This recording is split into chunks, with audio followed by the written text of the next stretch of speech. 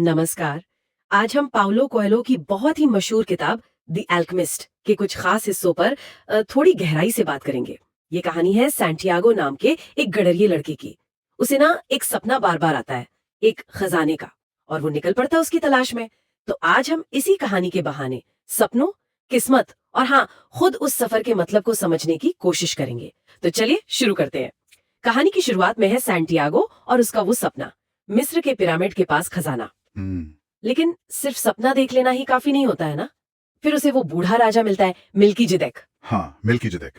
और वो बात करता है पर्सनल लेजेंड की। हाँ, पर्सनल लेजेंड। ये क्या है असल में, मतलब इसका क्या मतलब है कहानी में? देखिए, पर्सनल लेजेंड का मतलब है वो आपकी दिली ख्वाहिश, वो चीज जो आप हमेशा से मतलब सच में करना चाहते थे। मिल्कीजिदेक कहता है कि जब हम जवान होते हैं तो ये बिल्कुल साफ होता है, एकदम क्लियर। लेकिन जैसे जैसे वक्त गुजरता है कोई रहस्यमयी ताकत हमें भटकाने लगती है। अच्छा।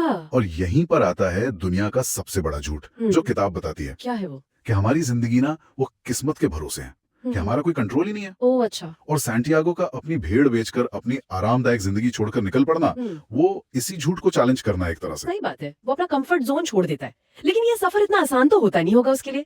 तो उसे रास्ता कैसे मिलता है? यहीं पर वो शगुन, वो इशारों वाली बात आती है ना। बिल्कुल बिल्कुल। कहानी का एक बड़ा हिस्सा यही है कि जब आप अपने पर्सनल लेजेंड के रास्ते पर चलते हैं ना, तो पूरी कायनात मतलब यूनिवर्स आपकी मदद करता है, इशारों के जरिए, सिग्नल्स भेजकर। जैसे क्या उदाहरण है कहानी में? जैसे सैंटियागो के लिए वो तितली का दिखना, या वो यूरेम और थुमेम पत्थर जो मिल्कीजिदेक देता है, या रेगिस्तान में बाज की वो खास उड़ान। ये सब ये सिर्फ कोइंसिडेंस नहीं है। किताब कहती है ये दुनिया की भाषा है। दुनिया की भाषा, ये सुनने में बड़ा गहरा लगता है। हाँ, इसे हम ऐसे समझ सकते हैं कि ये हमारा इंट्यूशन है, या अपने आसपास जो हो रहा है उस पर ध्यान देना। वो ऊंट चालक का जो फलसफा है, मकतूब। मकतूब। हाँ, यानी जो लिखा है। पर इसका मतलब हाथ पर हाथ धरकर बैठना नहीं है, बल्कि प्रेजेंट मोमेंट में जीना, संकेतों को समझना और उसके हिसाब से एक्ट करना। अच्छा, तो संकेतों को समझना भी एक कला है। बिल्कुल। लेकिन इन इशारों के बावजूद सैंटियागो की मुश्किलें तो कम नहीं होती। उसे टैंजर में लूट लिया जाता है, फिर वो क्रिस्टल की दुकान में काम करता है काफी टाइम तक। तो ये क्या है, सिर्फ बुरी किस्मत या इनका भी कोई मतलब है? नहीं, ये सिर्फ बुरी किस्मत नहीं है, ये असल में परीक्षाएं हैं। टेस्ट्स। हाँ, हर मुश्किल ना उसे कुछ सिखा कर जाती है। जैसे जब वो लुट जाता है तो वो और ज्यादा मजबूत बनता है, सिचुएशन को समझना सीखता है। क्रिस्टल की दुकान में काम करते हुए वो व्यापार सीखता है, अरबी भाषा सीखता है। हाँ। और सबसे जरूरी, वो उत्साह की भाषा को समझता है, मतलब कैसे अपने काम में जोश भरना है। कीमियागर जो एल्केमिस्ट है, वो भी तो यही कहता है कि सबसे कठिन परीक्षा मंजिल के ठीक पहले होती है। अच्छा, जैसे रेगिस्तान में प्यास से मर जाना जब सामने खजूर के पेड़ दिख रहे हो। हाँ वही, ये मुश्किलें हमें तैयार करती हैं।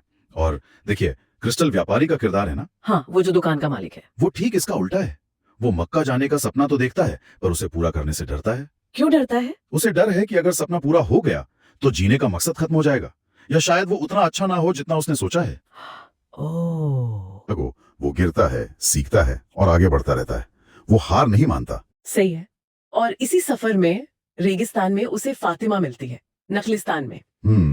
फातिमा। तो अब उसके सामने एक और कश्मकश आ जाती है, प्यार या पर्सनल लेजेंड। हाँ, ये एक अहम मोड़ है।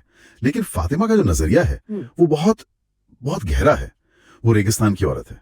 वो समझती है कि पुरुषों को अपने सपनों के पीछे जाना ही होता है। अच्छा। और वो कहती है कि सच्चा प्यार कभी किसी को उसके लक्ष्य से रोकता नहीं, बल्कि उसे पूरा करने की हिम्मत देता है। मतलब वो उसे जाने देती है? हाँ, वो कहती है कि वो इंतजार करेगी, क्योंकि अगर प्यार सच्चा है तो वो लौटेगा। तो यहाँ प्यार कोई बंधन नहीं बनता, बल्कि वो सफर का, उस पर्सनल लेजेंड का ही एक हिस्सा बन जाता है, एक इंस्पिरेशन। वाओ, ये तो बहुत खूबसूरत बात है। प्यार और लक्ष्य एक दूसरे के दुश्मन नहीं है। बिल्कुल, बल्कि एक दूसरे को पूरा करते हैं। फिर कहानी आगे बढ़ती है अपने क्लाइमैक्स की तरफ।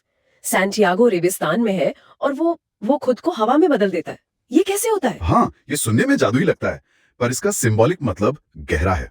ये दिखाता है कि सैंटियागो अब दुनिया की आत्मा से पूरी तरह जुड़ गया है। दुनिया की आत्मा? हाँ, मतलब कायनात की हर चीज से उसका कनेक्शन। वो समझ जाता है कि सब कुछ एक ही है, एक ही सोर्स से आया है।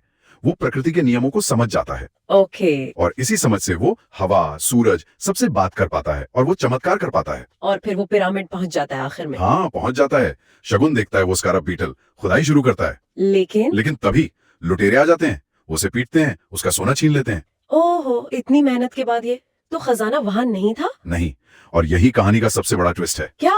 उन लुटेरों का जो सरपास मुद्रा है वो सैंटियागो की कहानी सुनता है सपने वाली, और फिर वो हंसता है और कहता है कि उसे भी एक सपना आया था उसे भी क्या सपना? कि स्पेन में एक टूटे हुए चर्च के पास जहाँ एक गूलर का पेड़ उगा है, उसके नीचे खजाना दबा है। अरे, ये तो वही जगह है जहाँ से सैंटियागो ने शुरू किया था। बिल्कुल, तो खजाना असल में वही था जहाँ से वो चला था। तो फिर इतने लंबे सफर का क्या मतलब हुआ?